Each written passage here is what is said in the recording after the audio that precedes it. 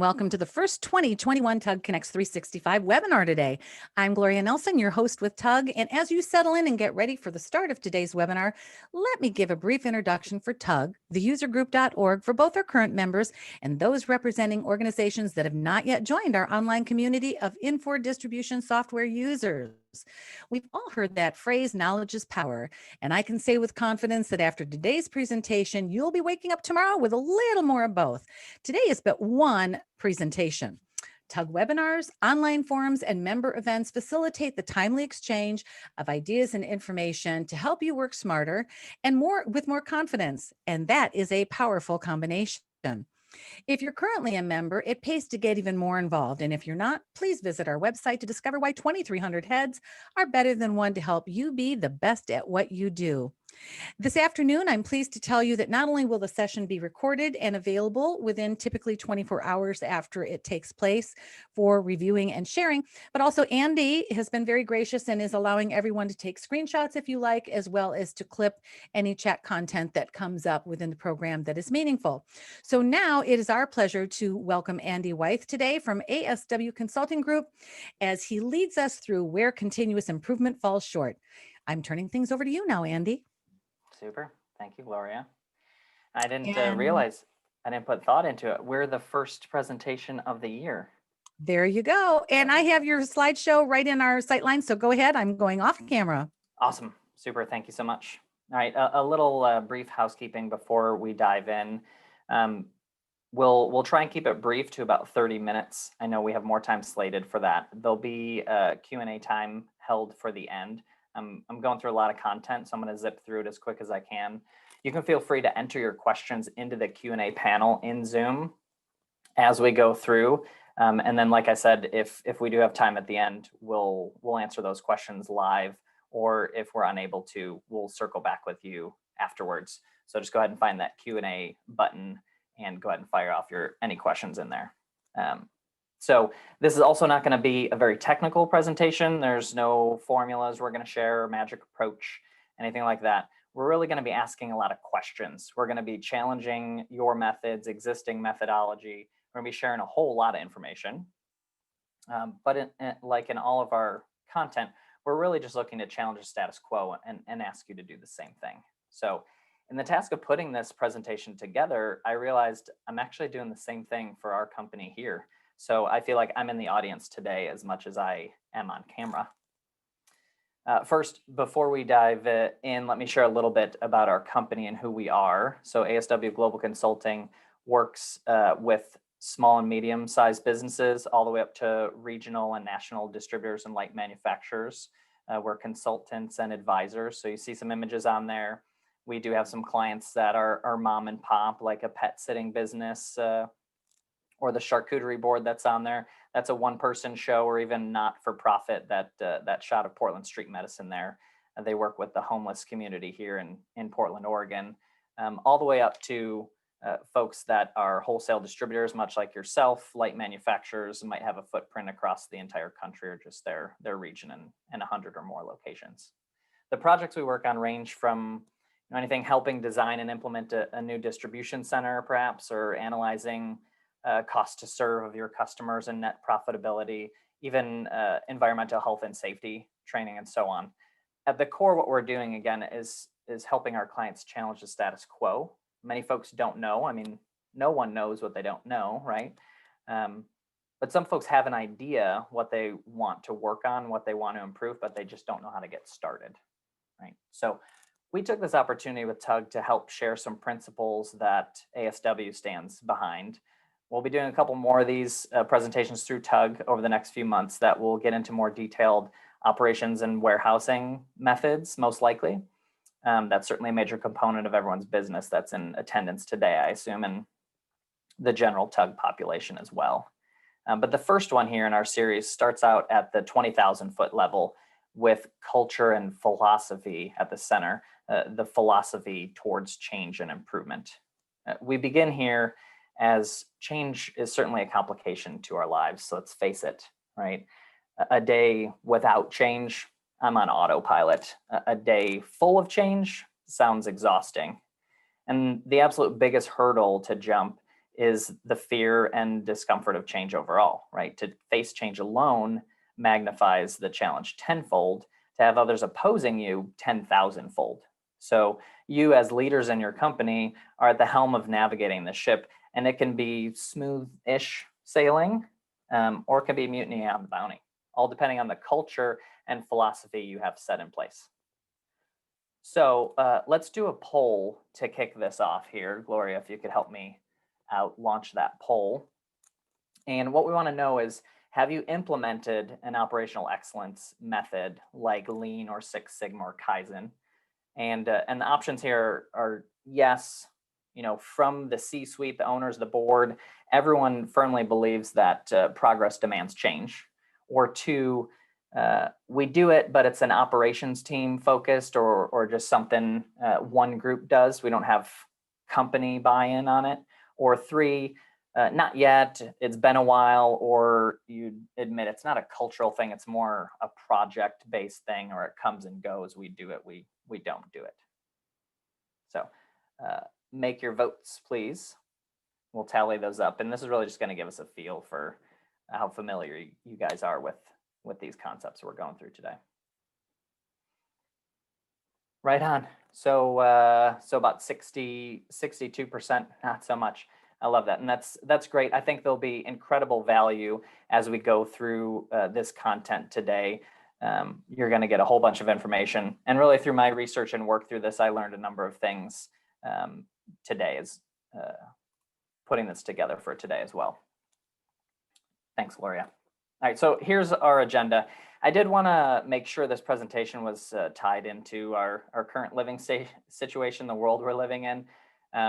So there's an easy way to explain our agenda. We use the same agenda approach in all of our presentations. This image on here is from Providence Healthcare Network. They're a healthcare network in the Pacific Northwest in Washington and Oregon. And this is their 3 W's of COVID, right? Wear a face mask, wash your hands, and watch your distance. So we're going to do the 3 W's today as well. The last, of course, not quite fitting, but if we put how and wow, because these solutions are amazing and they're going to do amazing things for you, that's how we end up with the wow. It's ridiculous, I know, but hopefully it's memorable, and that's considered a win.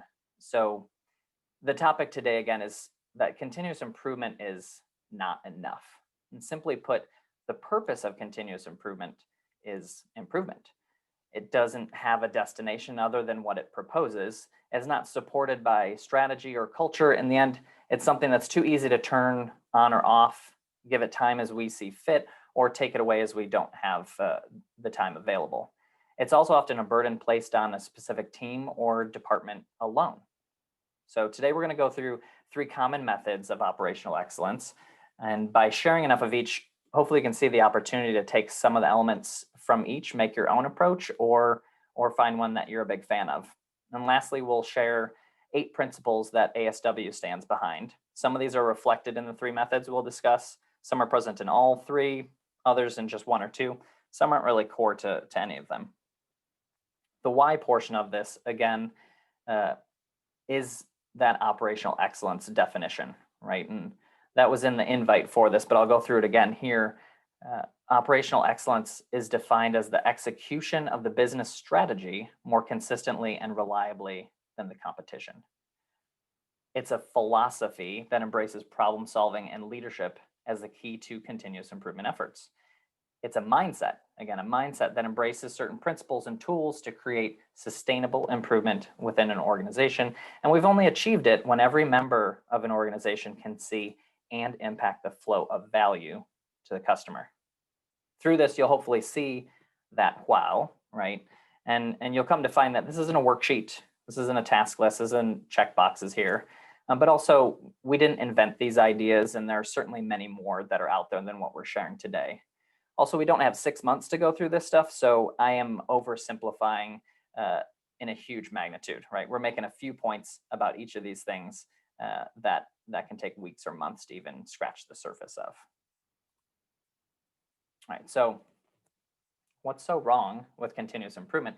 Well, again, there's nothing wrong with it. We want to help you make sense of this, especially when it's all muddled together. If you Google continuous improvement, you'll find these methodologies. If you search Lean, you'll get Six Sigma results. If you search Six Sigma, you'll get Kaizen information and so on. And I personally have no black belt in Six Sigma. At ASW, we don't promote one method as better than another. We actually don't subscribe to any of them. We simply seek to identify opportunities and usher in change where our clients have been unable to take that first step, have gotten stuck somewhere along their path, or maybe just not seeing the results they expected from these efforts. What you'll hopefully see today is there are variations in all three, some ideas that overlap, but overall, again, one's not better than another. None are outdated, right or wrong for your company. You don't have to define yourself as a Six Sigma house or a lean operation to find operational excellence, nor by subscribing to one method are you refuting all others. We're also condensing decades of research and development and a whole lot of really smart folks' thoughts and words into a few bullet points and concepts. So we got roughly 30 minutes to get to these points, but again, they're going to be very simplified, and hopefully that works for you today. So here's number one, lean. And lean manufacturing is typically the way this is presented and explained, right? Lean manufacturing focuses on systematically eliminating waste in a production system. It teaches to focus on adding value. If something doesn't add value, you get rid of it. Another pillar is that every process has a bottleneck, and attacking that bottleneck is the quickest path to success. So focus on that guy. Traditional lean manufacturing identifies 7, or currently now there are really accepted to be 8 areas of waste, which you can remember by the acronym TIMWOOD or TIMWOODS with an S. The first is T, transport. Transport is waste caused by unnecessary movement of uncompleted or finished products. In an office setting, you could see this as workers who collaborate with each other frequently should be near each other. And we often have very siloed operations, wholesale distribution, where accounting is over here, customer service is over here, sales is over there, what have you. In some industries and in some offices, there's a mix and match of those folks who work together frequently rather than put in silos like that. The next one is I for inventory. Inventory is obviously a hot topic in wholesale distribution in general. Simply put, it's the supply exceeds the demand, right? Specifically in manufacturing, this would be bad where there are defects, right? If we made more than we needed to, and then we found out there was something wrong with them, not only would we be retooling and fixing or rebuilding everything that we needed to cover demand, but also the waste of all that excess inventory. In an office setting, take the IT department as an example. This could be seen as something like unused equipment, old equipment, or even unused or obsolete records in a database. If anyone here is from the IT department of their company, you probably focus your efforts on that, keeping your systems clean and getting all the garbage data out of there on a routine basis. That's inventory. Next is motion, usually caused by poor work standards. This is walking, reaching, searching. You've no doubt watched someone assemble something before, bake something, stuff envelopes, whatever it is. And you've probably made a suggestion to them, why don't you move that from the left side to the right side so you don't have to reach so far to pick it up each time? That's motion. Waiting is next. Employees or unused equipment are the focus here. So I need a forklift to pick this. I can't proceed with this order until I hear back from Jan. She's doing something with it. In a past webinar, we were discussing software selection methods, and that record return speed could be a factor when comparing to, let's say, ERPs, right? And in that webinar, we were saying you got to measure this stuff quantitatively instead of qualitatively. We hear things like, oh, it's a really fast system, but what does that mean? I know this is a bit of a detour here, but let me circle back on it. We've seen posts on the TUG forums about this. It takes forever. I'm searching for a product or a customer. How do we fix this? How do I make this faster? That is waiting as well, not just waiting for a forklift, waiting for results to return to me. Overproduction is the first O, and this happens not when we produce too much, but too early, right? So when we produce something before it's needed. This can be seen also as sending reports that no one reads, or more literally shipping material to a job site that's not ready for the materials, and so on. Next O is over processing, essentially providing more than the customer needs. Not more in quantity, but you could picture this solution as being more detailed or precise than is necessary. Quite literally a tool that measures to the thousandths when the customer only needs to the tenths, or something we often see in warehousing, too many touches or maybe too many labels. We go out there, we pick a case, we label it with information that we don't use internally, and it turns out neither does the customer. Someone requested this information a long time ago. We never validated why they needed, and it turns out they only needed it for one project, and we've continued this practice on for the last 10 years, right? That's over processing. D, defects is next. Defects are mistakes that will either need to be fixed or the process will have to start over entirely. In manufacturing, this usually looks like a part that has to be scrapped or remade. In non-manufacturing, this can be seen as errors that result in the wrong information on an order, or picker grabbing the wrong quantity, right? Something that ultimately ends up impacting the customer. That's a defect. And last, that new one, that eighth one, is S for skills. And that's really seen as unused talent. Simply put, this is most often due to management making all the decisions and not engaging the frontline workers. The people doing the work are likely most capable of identifying problems or developing solutions. And so that's a big gap in skills. Also, you can throw insufficient training under this category, right? Folks would be able to do it, but we're not training them to a sufficient degree. Also on here is that image to the right, the 5S, the 5 S's. So oftentimes combined with lean, or as a precursor to it, the 5S methodology to workplace organization is utilized. I'm not going to go into an incredible amount of detail on this, but you'll see the similarities. And this is a Japanese. These are a number of these things, methodologies are all Japanese based. So they're translated into English, but originally in Japanese, they are seiri. So that is a sort, right, to separate needed tools, parts, instructions from unneeded materials and parts and remove the unneeded ones. Seitan is next. That's a set in order. That is to neatly arrange my tools and parts. Seiso is the one after that that's marked as shine in here. That is to clean, literally. In Japanese culture, this is distinctly different than in the US. We have specialized cleaning crews, right? We could spend 20 minutes on this topic alone. But we visit some clients where I would eat off their shop room floor, and others where I wouldn't even lean up against the racking or shelving. In Japanese culture, everyone participates in the cleaning, not only of their workstation, but in environments like school, the students help clean the school. That's not left up to the janitor. The janitors are engineers that fix maintenance issues. They don't clean the toilets. Everyone participates. So let's say so. Seiketsu is next. That is to standardize. So really that just means to conduct seiri, seitan, and seiso daily to maintain this perfect workplace condition. And shitsuke is last. That is to sustain. And that really just means form the habit of following the first 4 S's. So we included the 5 S's today because we hear often phrases like we each kind of do it our own way, or I like my pack station set up this way, or he or she likes it set up that way, and we do things a little bit differently.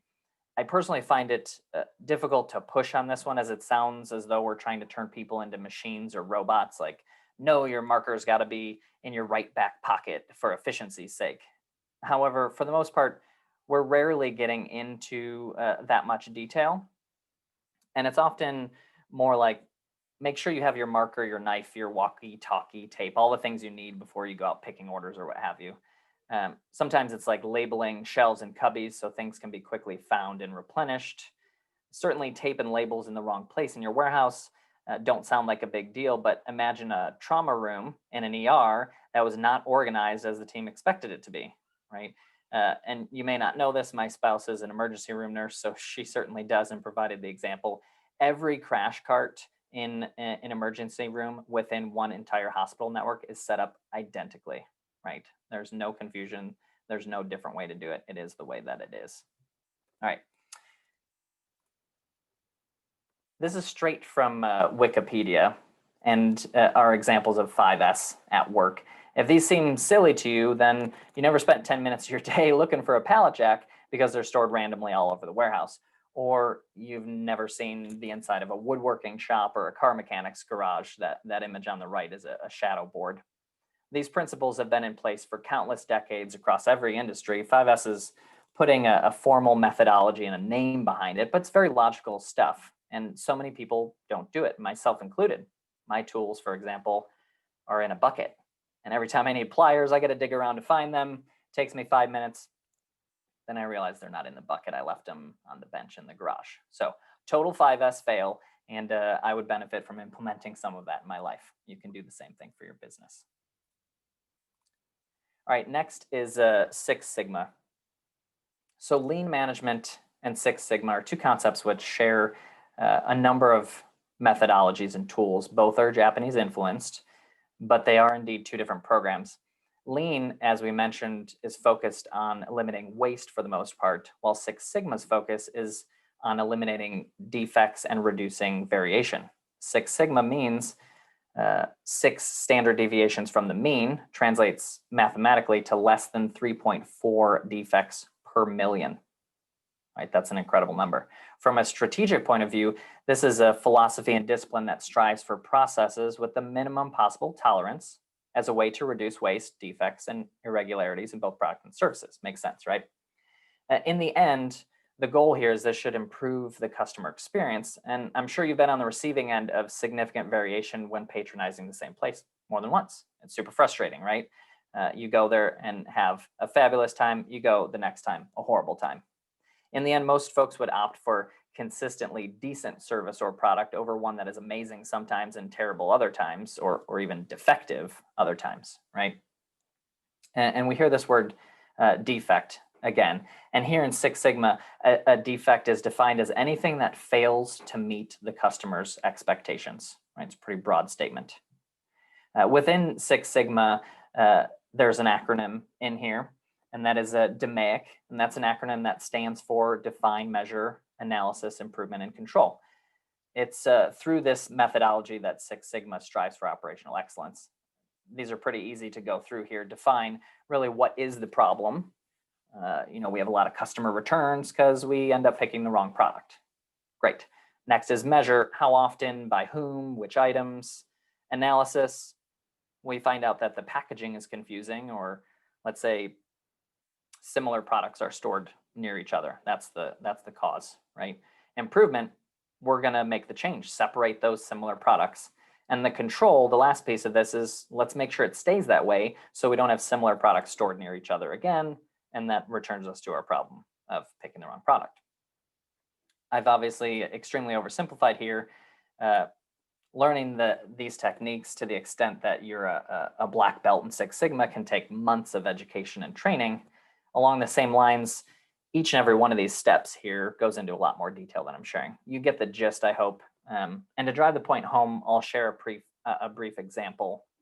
Many folks have implemented cycle counting in their operations to improve inventory accuracy. What we see often is that when inventory is lost, we may or may not do the research into finding out what happened to that lost inventory. And that's fantastic. But when we record the adjustment into the system, we say it was due to cycle count. And this gives you no ability to perform the DMAIC methodology, right? How can I measure, analyze, and improve something when the data provides no helpful information to do so? Just can't do it, right? So this is precisely why these methods are so valuable, but the concepts are so easy to apply. And hopefully you're getting that as well. I'm doing a lot of talking, so let's summarize to here. Lean, we said, was about cutting out waste.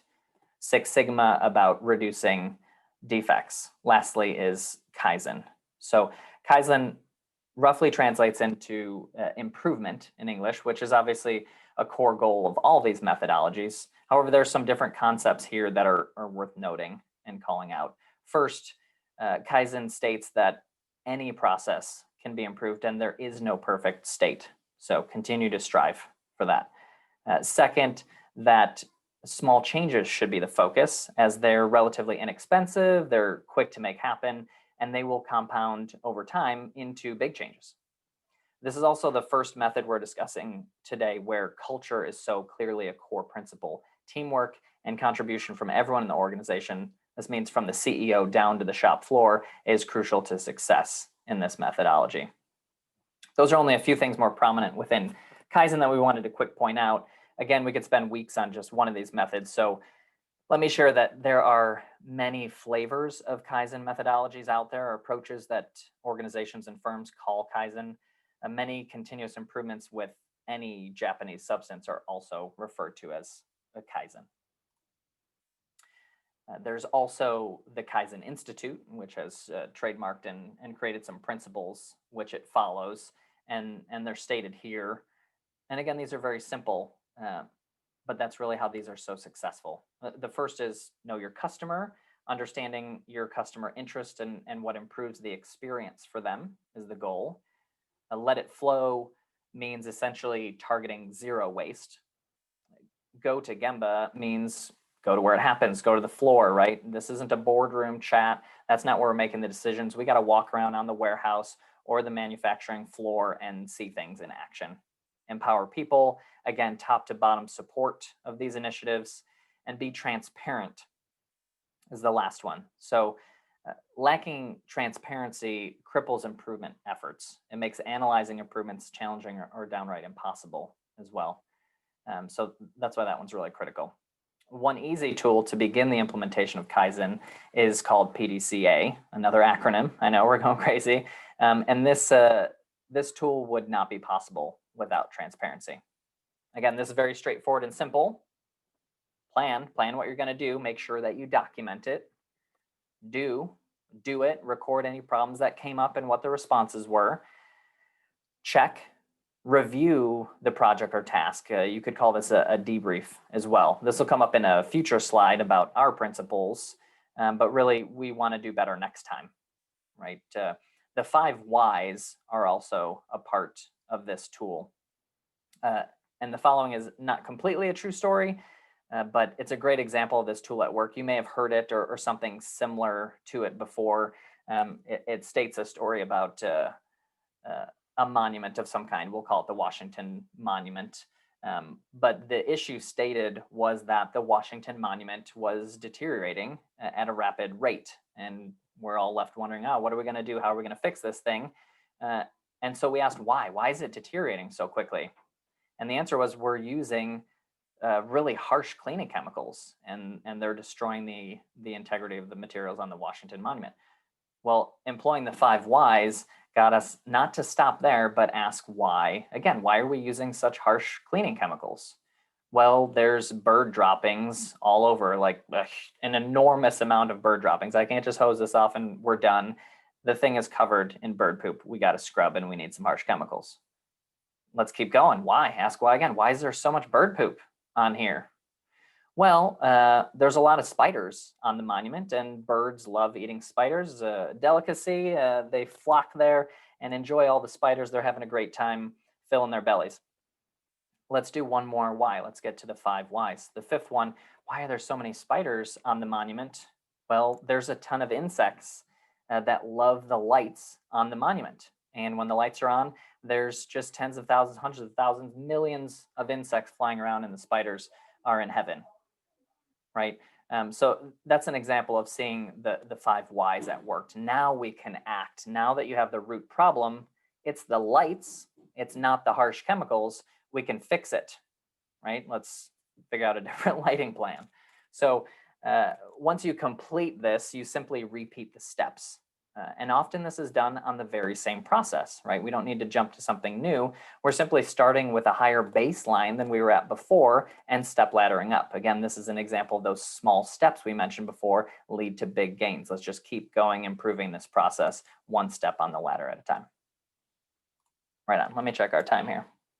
We're at 30 almost. All right, let me zip through these. These are our 8 principles here that I have curated, not from just each of these 3 operational excellence methods we're sharing today, but others as well. You're certainly welcome, like Gloria said, you can steal these, you can change them, improve them, you can do whatever you want with what I'm sharing with you today.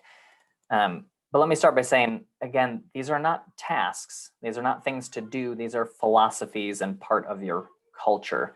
You have to believe this to live it. You have to live it to believe it. So you might be into change and process improvement already, but it may be localized, like that poll question revealed. It may rest mostly on one department or even one person's shoulders. And what happens if that person retires or that project is complete? We also need top-down buy-in. We need all-in buy-in. Through our work as consultants, we've seen hundreds of companies' core beliefs, value statements, whatever you want to call it, posted on the office wall. And most, I encourage you to look at your own, most do not mention continuous improvement or the search for operational excellence as one of those core principles. Trader Joe's, I'm sure you're familiar with them, grocery store chain, has 7 core principles, and one of them is simply stated as Kaizen. All right, here's the first. The Shingo model, which we didn't even discuss today, emphasizes that because everyone has worth and potential, everyone deserves respect. And we've seen this come up in the methods from today, mostly in the concepts of empowering and motivating everyone to contribute to change, but is first for a reason. Next, again, self-explanatory, however, still a major struggle for many of us. I'm personally very stubborn. If you've ever talked to me before, I will argue my point to death. But as the leader of a company, I know I have to solicit feedback, not only ask for it, but be open to it and actually implement changes from those suggestions as well. And again, as consultants, we often hear comments in the field. And one of these that is appropriate for this one to share with you is from your own team. So we'd come out to your operation, review what you're doing and make some suggestions. And we hear from someone on your team, they ask, hey, come over here, let me talk to you for a second. I have been suggesting that for years. You guys come in here and after an hour say the same thing, and now management is like, oh, let's do it. They're cheerleaders for it. That is super frustrating for your team, right? So be sure to show humility, seek that input. 2020 has certainly been a year, a huge year for discussion and action against bias, prejudice, discrimination. So in our own organizations, let's take notice of and eliminate the many forms of bias that we allow, realizing they tear apart the fabric of teamwork. Comments about the sales department never does this or IT is always like that are not in support of this principle. Third is seek perfection. This one is met with resistance often. We employ it while working with our clients every day. If you've ever spoken to someone on our team, they've no doubt asked, what would happen if that never happened again? Or what if it always happened? And the response is typically, that's not realistic. But we're asking you to set logic aside to see the value of getting beyond what is a known limit. And consider traditional goal setting. We're asked to set reasonable and attainable goals. Reasonable and attainable. This is counterintuitive to the efforts of this principle of operational excellence, right? By making the ceiling the floor, you create a different mindset within your organization. We can accomplish things that we never thought were possible. Another component of this principle is the notion of human fallibility. And while we indeed do make mistakes or errors, we are humans after all, and we need to acknowledge this, errors within tolerance are not defects, right? So mistakes are okay, and we can correct them, we can make improvements, and if they don't lead to defects, that's totally fine. We don't need to chastise folks for that. Number 4, that's Beaker. If you don't know the Muppets, I'm a big fan of Beaker. He's sharing with us today that innovation comes from constant experimentation and learning. How often do we hold back from changing something for fear the problem won't get better? How often do we make a change without measuring the results? That happens all the time, right? It seems like it or it feels like it. Those do not have a place under this principle. Consider a story about tape. We once observed a client's packers placing 3 or even 4 pieces of tape to seal their shipping cartons, right? So they're over there, just 1, 2, 3, 4, flip the box over, 1, 2, doing it over and over again. So we asked why? Why are you guys using so much tape? And the packing team said they were instructed to do so as the tape wasn't strong enough and the boxes would fall open in transit on the UPS truck or what have you.